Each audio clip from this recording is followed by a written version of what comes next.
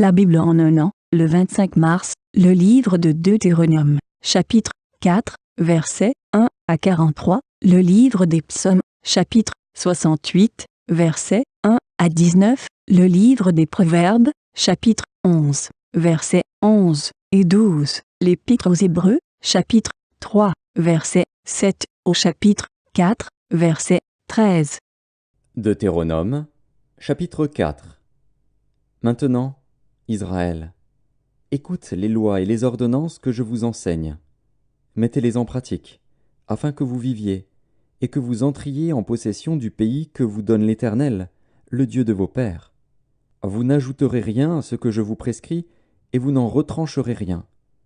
Mais vous observerez les commandements de l'Éternel, votre Dieu, tels que je vous les prescris. Vos yeux ont vu ce que l'Éternel a fait à l'occasion de Baal-Péor. L'Éternel, ton Dieu, a détruit du milieu de toi tous ceux qui étaient allés après Baal-Péor. Et vous, qui vous êtes attachés à l'Éternel, à votre Dieu, vous êtes aujourd'hui tous vivants. Voici, je vous ai enseigné des lois et des ordonnances, comme l'Éternel, mon Dieu, me l'a commandé, afin que vous les mettiez en pratique dans le pays dont vous allez prendre possession. Vous les observerez et vous les mettrez en pratique. Car ce sera là votre sagesse et votre intelligence aux yeux des peuples, qui entendront parler de toutes ces lois et qui diront « Cette grande nation est un peuple absolument sage et intelligent. » Quelle est, en effet, la grande nation qui a des dieux aussi proches que l'Éternel, notre Dieu, l'est de nous toutes les fois que nous l'invoquons? Et quelle est la grande nation qui a des lois et des ordonnances justes, comme toute cette loi que je vous présente aujourd'hui? Seulement, prends garde à toi et veille attentivement sur ton âme, tous les jours de ta vie, de peur que tu n'oublies les choses que tes yeux ont vues et qu'elles ne sortent de ton cœur.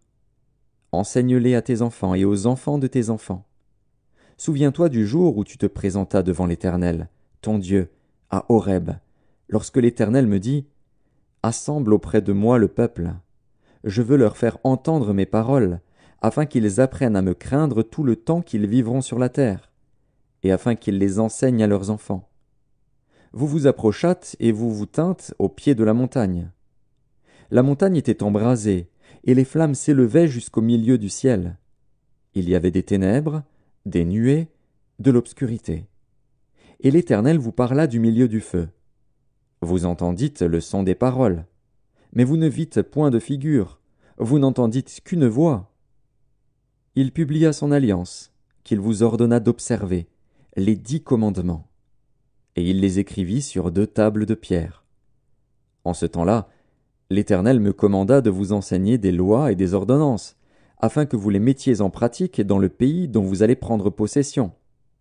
Puisque vous n'avez vu aucune figure le jour où l'Éternel vous parla du milieu du feu, à Horeb, veillez attentivement sur vos âmes, de peur que vous ne vous corrompiez et que vous ne vous fassiez une image taillée, une représentation de quelque idole, la figure d'un homme ou d'une femme, la figure d'un animal qui soit sur la terre, la figure d'un oiseau qui vole dans les cieux, la figure d'une bête qui rampe sur le sol, la figure d'un poisson qui vive dans les eaux au-dessous de la terre.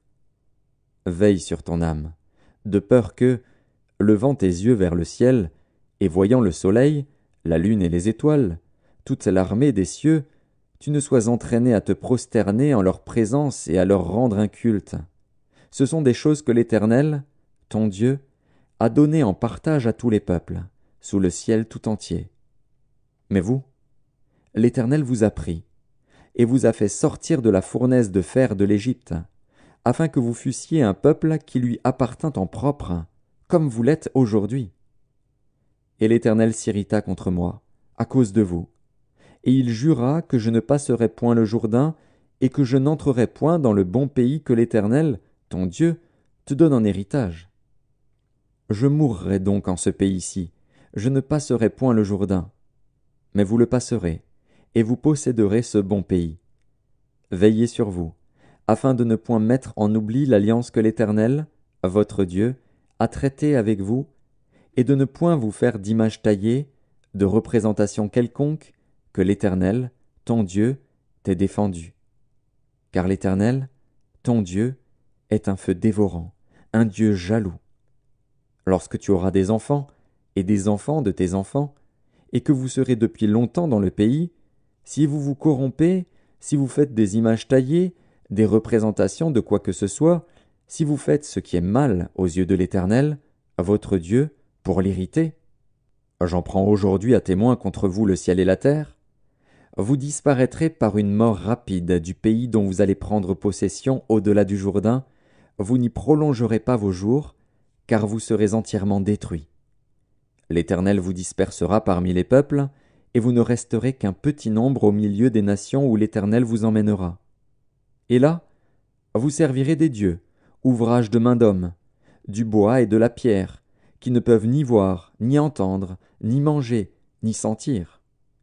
C'est de là aussi que tu chercheras l'Éternel, ton Dieu, et que tu le trouveras, si tu le cherches de tout ton cœur et de toute ton âme. Au sein de ta détresse, toutes ces choses t'arriveront. Alors, dans la suite des temps, tu retourneras à l'Éternel, ton Dieu, et tu écouteras sa voix. Car l'Éternel, ton Dieu, est un Dieu de miséricorde, qui ne t'abandonnera point et ne te détruira point. Il n'oubliera pas l'alliance de tes pères, qu'il leur a jurée. Interroge les temps anciens qui t'ont précédé, depuis le jour où Dieu créa l'homme sur la terre, et d'une extrémité du ciel à l'autre. Y eut-il jamais si grand événement, et a-t-on jamais ouï chose semblable? Fut-il jamais un peuple qui entendit la voix de Dieu parlant du milieu du feu, comme tu l'as entendu, et qui soit demeuré vivant? Fut-il jamais un Dieu qui essaya de venir prendre à lui une nation du milieu d'une nation, par des épreuves, des signes, des miracles et des combats, à main forte et à bras étendus, et avec des prodiges de terreur, comme l'a fait pour vous l'Éternel, votre Dieu, en Égypte et sous vos yeux? Tu as été rendu témoin de ces choses, afin que tu reconnusses que l'Éternel est Dieu, qu'il n'y en a point d'autre. Du ciel, il t'a fait entendre sa voix pour t'instruire. Et, sur la terre, il t'a fait voir son grand feu, et tu as entendu ses paroles du milieu du feu.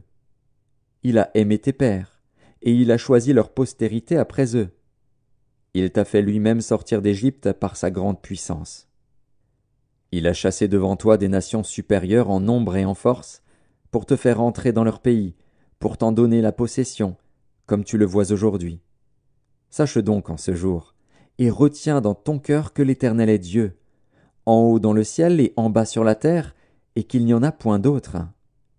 Et observe ces lois et ces commandements que je te prescris aujourd'hui, afin que tu sois heureux, toi et tes enfants après toi, et que tu prolonges désormais tes jours dans le pays que l'Éternel, ton Dieu, te donne. Alors Moïse choisit 3 villes de l'autre côté du Jourdain, à l'Orient, afin qu'elles servissent de refuge aux meurtriers qui auraient involontairement tué son prochain, sans avoir été auparavant son ennemi, et afin qu'il pût sauver sa vie en s'enfuyant dans l'une de ces villes. C'était Bétser, dans le désert, dans la plaine, chez les Rubénites, Ramoth, en Galaad, chez les Gadites, et Golan, en Basan, chez les Manassites. Psaume 68. Au chef des chantres, de David, psaume, cantique. Dieu se lève, ses ennemis se dispersent, et ses adversaires fuient devant sa face. Comme la fumée se dissipe, tu les dissipes. Comme la cire se fond au feu, les méchants disparaissent devant Dieu. Mais les justes se réjouissent, ils triomphent devant Dieu, ils ont des transports d'allégresse. Chantez à Dieu, célébrez son nom, frayez le chemin à celui qui s'avance à travers les plaines. L'Éternel est son nom, réjouissez-vous devant lui. Le Père des orphelins, le défenseur des veuves, c'est Dieu dans sa demeure sainte. Dieu donne une famille à ceux qui étaient abandonnés, il délivre les captifs et les rend heureux. Les rebelles, seuls, habitent des lieux arides. Ô Dieu, quand tu sortis à la tête de ton peuple, quand tu marchais dans le désert, la terre trembla, les cieux se fondirent devant Dieu, le Sinaï s'ébranla devant Dieu, le Dieu d'Israël. Tu fis tomber une pluie bienfaisante, ô Dieu, tu fortifias ton héritage épuisé. Ton peuple établit sa demeure dans le pays que par ta bonté, ô Dieu, tu avais préparé pour les malheureux. Le Seigneur dit une parole, et les messagères de bonnes nouvelles sont une grande armée. Les rois des armées fuient, fuient, et celles qui restent à la maison partagent le butin. Tandis que vous reposez au milieu des étables, les ailes de la colombe sont couvertes d'argent, et son plumage est d'un jaune d'or. Lorsque le Tout-Puissant dispersa les rois dans le pays, la terre devint blanche comme la neige du Tsalmon. Montagne de Dieu, montagne de Bazan, montagnes aux cimes nombreuses, montagnes de Bazan, pourquoi, montagnes aux cimes nombreuses, avez-vous de l'envie contre la montagne que Dieu a voulue pour sa résidence? L'Éternel n'en fera pas moins sa demeure à perpétuité. Les chars de l'Éternel se comptent par 20 000, par milliers et par milliers. Le Seigneur est au milieu d'eux, le Sinaï dans le sanctuaire.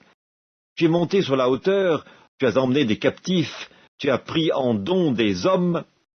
Les rebelles habiteront aussi près de l'Éternel Dieu. Proverbe chapitre 11. La ville s'élève par la bénédiction des hommes droits, mais elle est renversée par la bouche des méchants. Celui qui méprise son prochain est dépourvu de sens, mais l'homme qui a de l'intelligence se tait. Épître aux Hébreux, chapitre 3. C'est pourquoi, selon ce que dit le Saint-Esprit, aujourd'hui, si vous entendez sa voix, n'endurcissez pas vos cœurs comme lors de la révolte, le jour de la tentation dans le désert, où vos pères me tentèrent pour m'éprouver, et ils virent mes œuvres pendant 40 ans. Aussi je fus irrité contre cette génération, et je dis, ils ont toujours un cœur qui s'égare, ils n'ont pas connu mes voies. Je jurai donc dans ma colère, ils n'entreront pas dans mon repos. Prenez garde, frères, que quelqu'un de vous n'ait un cœur mauvais et incrédule, au point de se détourner du Dieu vivant. Mais exhortez-vous les uns les autres, chaque jour, aussi longtemps qu'on peut dire, aujourd'hui, afin qu'aucun de vous ne s'endurcisse par la séduction du péché. Car nous sommes devenus participants de Christ, pourvu que nous retenions fermement, jusqu'à la fin, l'assurance que nous avions au commencement. Pendant qu'il est dit, aujourd'hui, si vous entendez sa voix, n'endurcissez pas vos cœurs, comme lors de la révolte. Qui furent en effet ceux qui se révoltèrent après l'avoir entendu, sinon tous ceux qui étaient sortis d'Égypte sous la conduite de Moïse. Et contre qui Dieu fut-il irrité pendant 40 ans, sinon contre ceux qui péchaient et dont les cadavres tombèrent dans le désert? Et à qui jura-t-il qu'il n'entrerait pas dans son repos, sinon à ceux qui avaient désobéi? Aussi voyons-nous qu'ils ne purent y entrer à cause de leur incrédulité. Épître aux Hébreux, chapitre 4. Craignons donc, tandis que la promesse d'entrer dans son repos subsiste encore, qu'aucun de vous ne paraisse être venu trop tard. Car cette bonne nouvelle nous a été annoncée aussi bien qu'à eux, mais la parole qui leur fut annoncée ne leur servit de rien, parce qu'elle ne trouva pas de la foi chez ceux qui l'entendirent.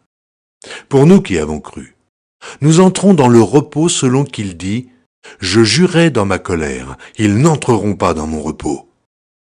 Il dit cela quoique ses œuvres eussent été achevées depuis la création du monde.